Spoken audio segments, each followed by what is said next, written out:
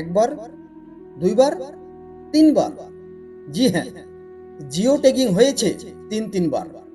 পঞ্চায়েত সদস্য থেকে ব্লকের আধিকারিক আশ্বাস দিয়ে গেছেন প্রত্যেকেই, অথচ উত্তরের কালাছড়া ব্লকের 2026 সালের আবাস যোজনার খসড়া তালিকায় তার নামটাই উঠল না।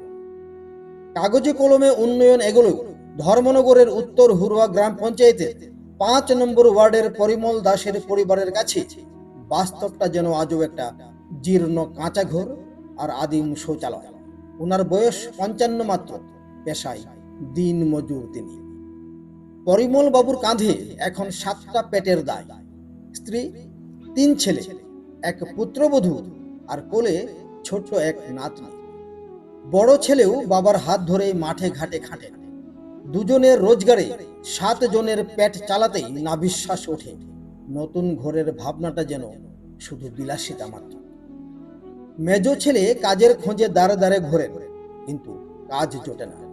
আর ছোট্ট ছেলেটা কলেজে পড়াশোনা করে। টানাটানির ওই সংসারে ছেলেকে কিন্তু পড়া ছাড়তে দেননি পরিমল বাবু, কারণ তিনি জানেন শিক্ষার গুণই সম্পূর্ণ পৃথক। খরচ জোগাতে গিয়ে রোজই হিসেব মেলাতে হয়। থাকার জায়গাটুকু স্বস্তির নয়। এক চিলতে কাঁচা খুঁড়ে ঘর, চালের টিনে অজস্র ফুটো। ঝড় বৃষ্টি এলেই 7 জন গুটিসুটি মেরে রাত কাটান।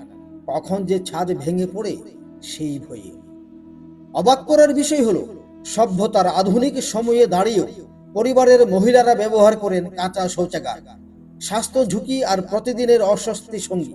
অথচ ঘরের লক্ষ্মীরা আজ পর্যন্ত বিরক্তির টু শব্দ করেননি। যোগ্যতা থাকা সত্ত্বেও বারবার কেন নাম বাদ পড়ছে, এই প্রশ্ন এখন ক্ষোভ হয়ে জমেছে পরিমল বাবুর মনে। প্রতিকার চেয়ে গত 8ই আগস্ট তিনি কালাছড়া ব্লকের বিডিওর কাছে লিখিত অভিযোগ জমা দিয়েছেন। অভিযোগপত্র জমা পড়েছে ঠিকই, কিন্তু ফাইলের ভেতরেই আটকে থাকবে, নাকি আদৌ মাথার উপর একটা পাকা ছাদ আর একটা পাকা শৌচাগার মিলবে, সেই উত্তর এখনো অধরা। থাকে দুইবার সার্ভে করছে, খরিয়া গড় দিছে না।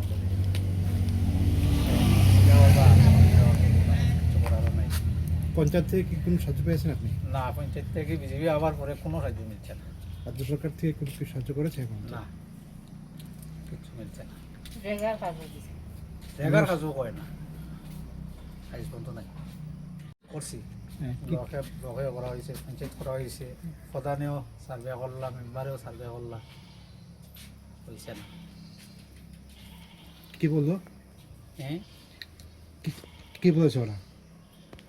দিব কইছে, আর তো দেওয়া হইল না। আবেদন করি আর আমার একটা গড় দিবার লাগি, কারণ মানুষে 2তলা 3তলা বাড়িওয়ালায় গড় পায়, আমার গড় দেয় না সাধারণ গরিব মানুষ। 2বার 3বার করে পারে, আমার তো থাকার জায়গাও নেই। এই অবস্থায় তারা গড় দেয় না। আপনার কাছে, মুখ্যমন্ত্রীর কাছে আমি আবেদন জানাইলাম আমার একটা গড় দেওয়ার লাগে। প্রশাসনিক আশ্বাস আর বাস্তবের ফারাকের মাঝখানে দাঁড়িয়ে এখনো স্বপ্ন দেখছেন উত্তর হুরুয়ার ওই দিনমজুর পরিবারটি। পরিমল বাবু তাকিয়ে আছেন তার পঞ্চায়েতের দিকে, তার বিডিও অফিসের দিকে। ধর্মনগর থেকে দেবমাল্য কাশ্যপের রিপোর্ট, ত্রিপুরা পাইওনিয়ার।